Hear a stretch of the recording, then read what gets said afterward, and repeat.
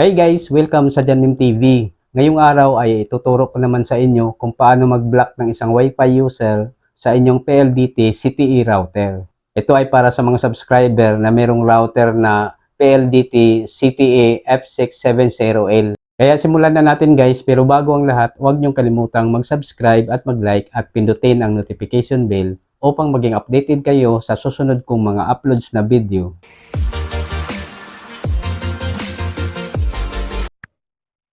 So ganito yan guys, bago tayo magsimula, kailangan nakakonect na kayo sa inyong Wi-Fi router. At kung connected na kayo, ang unang gagawin natin ay mag-open ng internet browser. Kahit anong internet browser ay pwede nyong gamitin. So itap lang natin itong Chrome. Then pag nag-open na siya, itype lang natin dito sa address bar yung IP address ng PLDT CTE router. Itong https://192.168.1.1.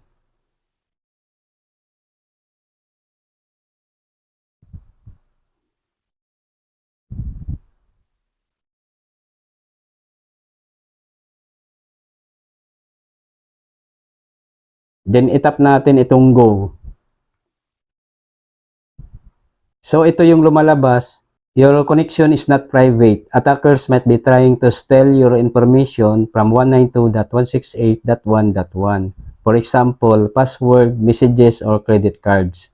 Pero okay lang yan guys at huwag kayong mag-alala dahil router lang ang bubuksan natin.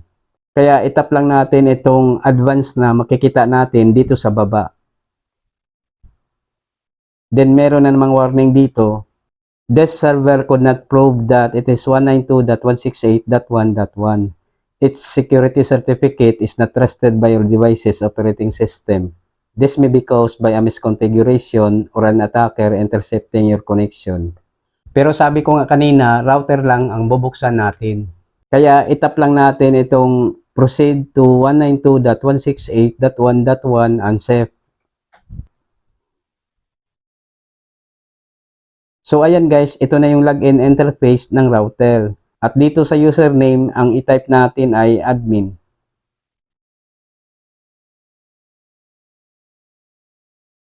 At sa password naman, i-type nyo lang kung ano man yung inyong sariling password. Dahil kung nakapagpalit na kayo ng password dati, ay hindi nagagana yung kanyang default password na 1234.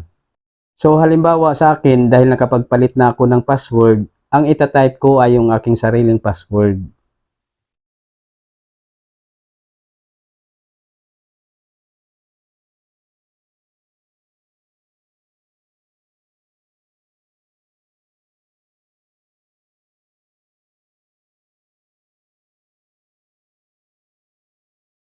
Then itap natin itong login.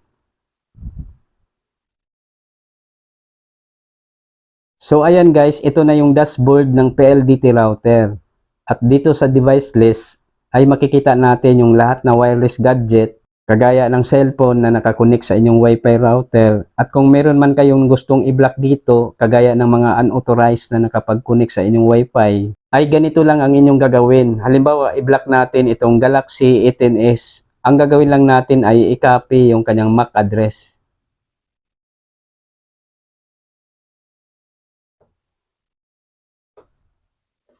Then pagkatapos, punta tayo sa local network.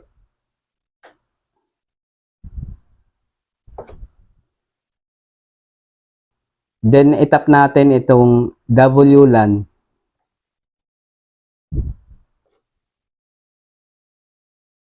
Then tap WLAN Advanced.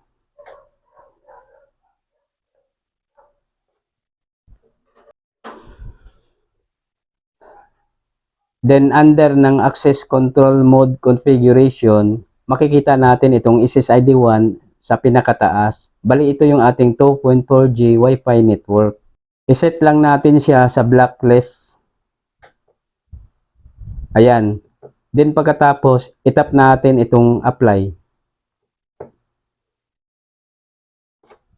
Pagkatapos niyan ay madi-disconnect tayo sa Wi-Fi router. Hintayin lang natin siyang mag-reconnect ulit. Or kung hindi man siya mag-reconnect, i-connect nyo na lang manually. Ayan, connected na tayo.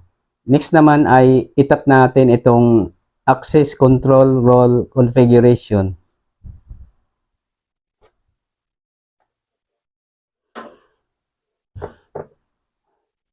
So ito yung para sa 2.4G Wi-Fi network.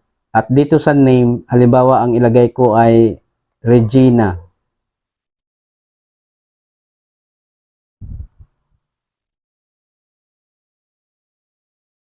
Tandaan nyo guys na hanggang 10 characters lang siya. Pag lumagpas pa doon ay mag-e-error na.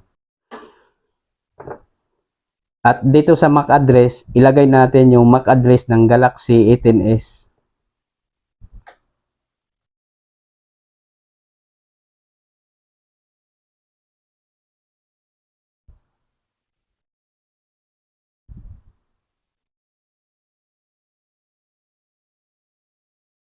Then pagkatapos, itap natin itong apply.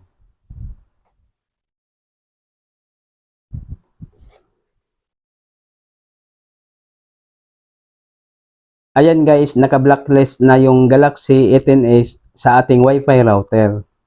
At para malaman natin kung naka-block na nga talaga yung Galaxy A10s, ay itry natin i-connect yung mismong cellphone doon sa ating Wi-Fi router.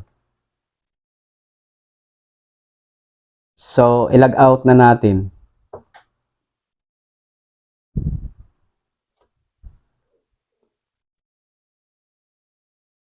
So, dito guys, meron tayong dalawang Wi-Fi internet connection. Itong JANMIM at PLDT.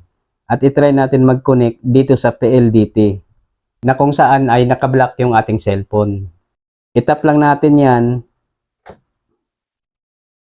Then, itype natin yung kanyang Wi-Fi password.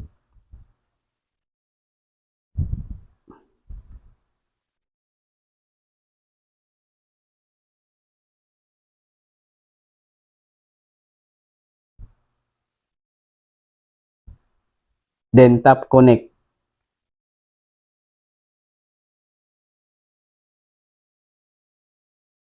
Ayan guys, ang nakasulat dito, could not connect to network.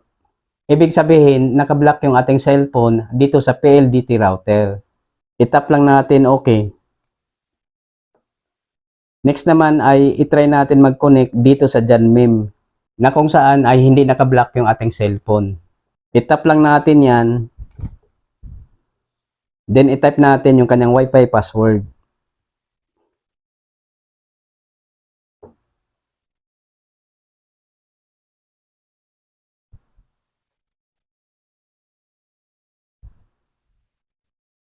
Then tap connect.